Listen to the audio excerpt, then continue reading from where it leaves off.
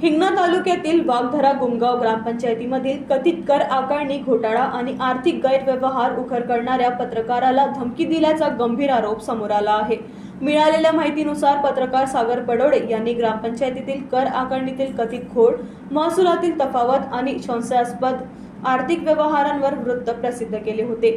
त्यानंतर हिंगणा पंचायत समितीतील व्हिडिओ कार्यालयात त्यांना धमकवण्यात आल्याची चर्चा सुरू झाली आहे।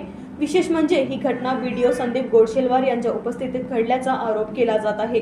संबंधित ग्रामपंचायत सचिवाने बातमी लावली म्हणून मानहानी करू अशी भाषा वापरून पत्रकारावर दबाव टाकण्याचा प्रयत्न केल्याचे सांगितले जात आहे।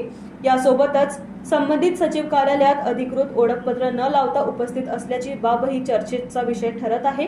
शासकीय कार्यालयातील शिस्त आणि नियमांवर यामुळे प्रश्नचिन्ह निर्माण झाले आहे।